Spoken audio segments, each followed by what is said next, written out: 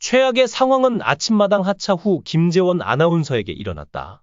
KBS 아침마당의 얼굴로 오랜 시간 사랑받아온 김재원 아나운서가 갑작스러운 하차 소식을 전하며 대중의 관심을 집중시키고 있습니다. 김재원이 밝힌 하차 이유는 단순히 쉬고 싶다는 평범한 이야기처럼 들리지만 그 속에는 깊은 가족애와 인생에 대한 고민이 담겨 있습니다. 그는 힘든 일과를 마치고 집에서 아내와 아들을 돌보며 더 많은 시간을 보내고 싶다고 밝혔습니다. 하지만 이 이야기를 들은 팬들 사이에서는 정말 그것이 전부일까? 라는 의문과 함께 다양한 추측이 쏟아지고 있습니다.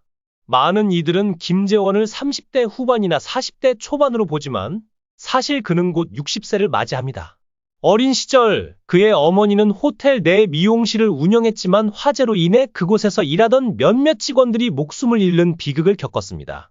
이 사건에 큰 충격을 받은 어머니는 원래 불교 신자였으나 그날 이후 교회에 다니기 시작했습니다.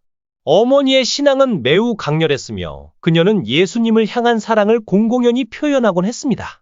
김재원은 그 시절을 떠올리며 어머니가 버스를 타고 가며 앉아있는 사람들에게 예수님을 사랑한다고 외치셨던 모습이 무척 부끄러웠다고 회상했습니다. 그러나 어머니는 교회를 다니신 지 약 2년 만에 건강이 악화되어 병원을 찾았고 석증 진단을 받은 뒤 추가 검사에서 암이 발견되었습니다. 끝내 어머니는 김재원이 초등학교 1학년일 때 세상을 떠났습니다. 어린 김재원은 어머니 없이 살아가는 것을 상상할 수 없었고 그로 인해 혼란과 방황을 겪었습니다.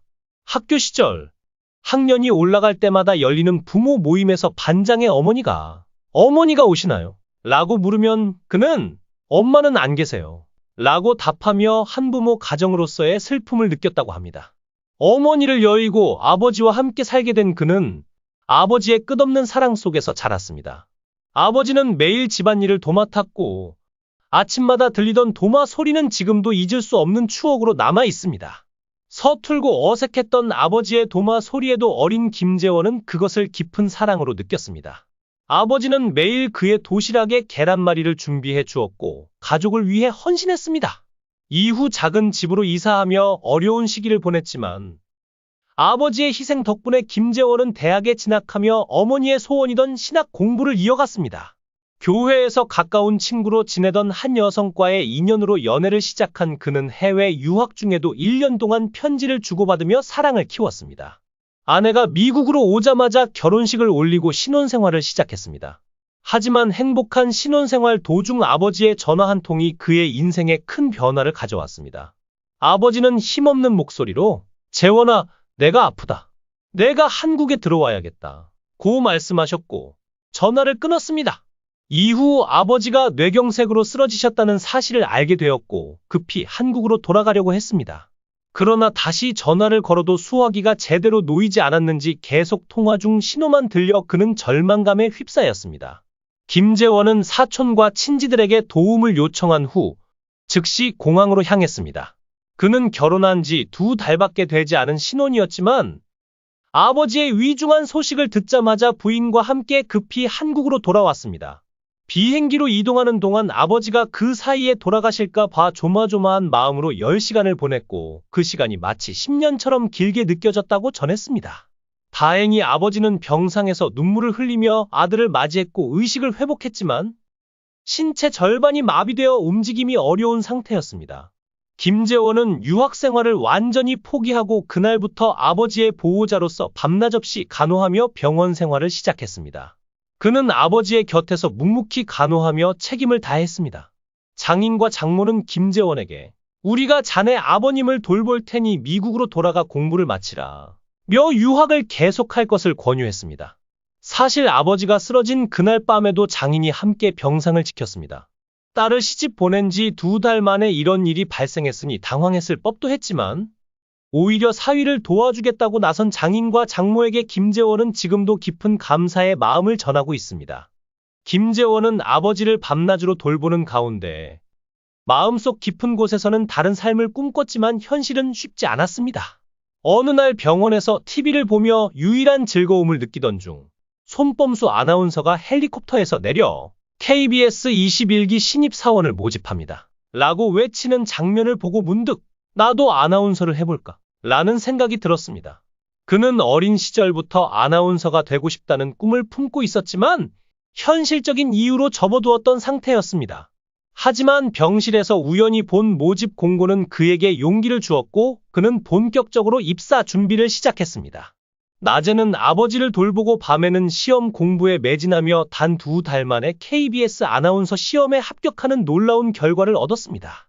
28세라는 늦은 나이에 방송사에 입사한 그는 방송을 통해 건강하세요 라는 엔딩 멘트를 남겼고 이는 병상에 있는 아버지를 향한 진심 어린 메시지였습니다.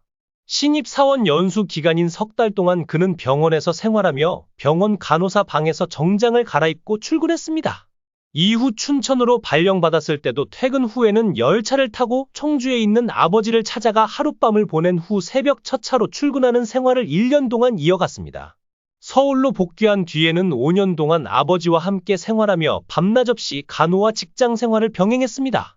뉴스가 끝나는 늦은 밤에는 아버지를 재활병원으로 모시고 이 같은 생활을 6년간 이어갔습니다. 하지만 아버지가 돌아가신 날 김재원은 평일 아침마당 진행 중이었습니다. 방송이 끝난 직후 부고 소식을 접한 그는 나흘간 장례를 치르고 돌아왔습니다. 이후 아침마당 PD가 토요일 방송 진행을 요청하자 그는 나는 방송인이다 라는 마음가짐으로 슬픔을 억누르고 토요 노래자랑을 진행했습니다. KBS 아나운서로 활발히 활동하던 그는 반복되는 일상의 매너리즘을 느끼며 재충전이 필요하다고 판단해 무급 휴가를 신청하고 퇴직금을 중간 정산해 가족들과 함께 캐나다로 떠났습니다. 당시 그는 회사나 외부의 지원 없이 진행 중이던 3개의 프로그램을 과감히 포기하고 떠났습니다.